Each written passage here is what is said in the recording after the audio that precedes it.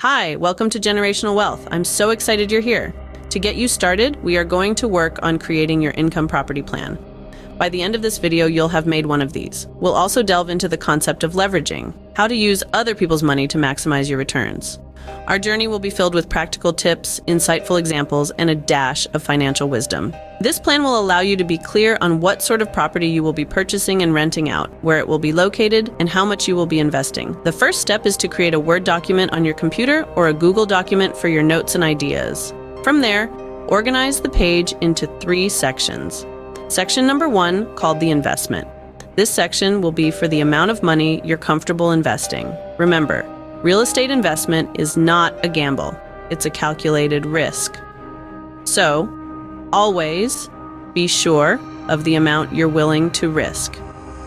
Section number 2, called type of property. This section is for the type of income property you are considering investing in. There's a wide array of options to choose from, such as condos, townhouses, single-family detached homes, or multifamily properties. Each type has its own advantages and potential challenges. Section number 3, called location. This section is for the location where you would like to own your income property. The location of your property can significantly impact its profitability. Factors such as the neighborhood, proximity to amenities, and the local real estate market conditions can influence both the rental income and the property value. So let's start with section number 1. When investing in income properties, my guiding principle is to leverage other people's money as much as you can. So, let's say that you decide to invest $20,000. You find a property that's worth $100,000 and provides a return on investment of 15%. Instead of putting down the entire $20,000, you invest just $5,000 and borrow the remaining amount at an interest rate of 5%. This way, you're leveraging other people's money to maximize your returns. Now, you still have $15,000 left. You can repeat this process with 3 more properties. In the end, you're not just making a 15% return on your total investment of $20,000, but also a 10% return on the borrowed amount. One crucial concept you need to understand is leveraging other people's money.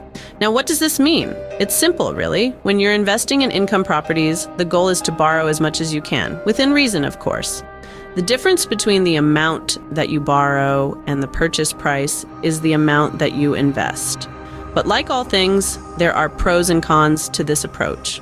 On the downside, it can be quite challenging to find a property that will cover the operating costs as well as your debt service when you have a minimal amount of cash invested. In such instances, you need to be prepared to cover any shortfall that may occur when your rental income doesn't fully cover your costs. On the upside, though, the beauty of leveraging is that you're maximizing the amount of other people's money that you can profit from. So if you find a property that provides a return on investment of, say, 15%, and you're borrowing at 5%, then you're making 10% on the money that you borrow and 15% on your money that you invest. Let's put this into perspective. Imagine you're Sarah, and you have $20,000 to invest. You find a property worth $100,000 with a return on investment of 15%. Ideally, you'd want to invest only $5,000 and borrow the remaining $95,000 at 5% interest. This way, you're making 15% on your $5,000 and 10% on the bank's $95,000. With the remaining $15,000, Sarah can potentially invest in another 3 properties, repeating the process.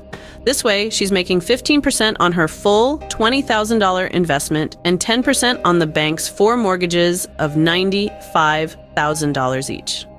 This is more profitable than investing all $20,000 as a large down payment into one property. Leveraging can be a powerful tool if used correctly. Now that we understand leverage, let's focus on the type of property that we want to invest in. The world of real estate investment is vast, encompassing a variety of property types, each with their unique benefits and drawbacks. Let's start with condos. These are perfect for beginners investing in income properties. They're typically lower in cost, require less maintenance, and are often located in urban areas, making them attractive to renters. However, it's important to factor in condo fees and the potential for special assessments, which can impact your return on investment. Next up, townhouses.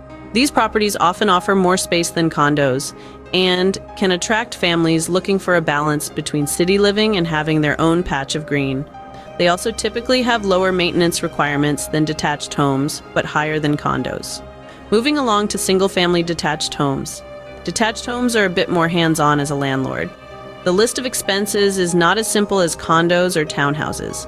With detached houses, you have to pay for property taxes, insurance, exterior home maintenance, which includes roofing, systems maintenance such as furnace, air conditioner, heat pump, and hot water tank, as well as water and sewer. Lastly, we have multifamily properties. These are a great option if you're looking to scale up your investment. However, these properties require more management and maintenance, and the initial investment can be substantial. To summarize, condos and townhouses are a great starting point for beginners due to their lower costs and maintenance requirements. Single-family detached homes offer more flexibility and potentially higher rents, but come with increased responsibilities. Multifamily properties can provide higher income potential and risk spread, but require a larger initial investment and ongoing management. Choosing the right type of property is crucial for your success. It's not just about what you can afford, but also about what type of property aligns with your investment strategy, risk tolerance, and management capabilities. Now, let's move on to the final step. Last but not least, let's talk about location. As they say in real estate, location is everything. You see, even the most exquisite property can turn into a financial disaster if it's located in an undesirable area. On the other hand, a modest property in a prime location can prove to be a gold mine. So how do you choose the right location for your income property? First, consider the demographics. Who are your potential tenants? If you're targeting students, then a property near a university is an excellent choice. If you're aiming for families, look for properties in neighborhoods with good schools and parks. Next, consider the amenities. Tenants appreciate convenience. A property near shops, restaurants, and public transport can be more attractive than one that's isolated. Also, take a close look at the local economy. A flourishing economy with a low unemployment rate can increase demand for rentals. Do some research, find out if new businesses are moving into the area or if major infrastructure projects are underway. These are positive signs that the area is on the rise. Remember, investing in an income property is a long-term commitment. You're not just buying a property, you're investing in a community. So choose a location that's not just profitable today, but has the potential to grow in the future. With the right location, your income property can truly thrive. Well, there you have it. We've covered the basics of creating an income property plan. We've learned that planning is not just crucial, it's an absolute necessity if you want to succeed in the real estate investment world. So start planning today, and let's continue the conversation in the next module.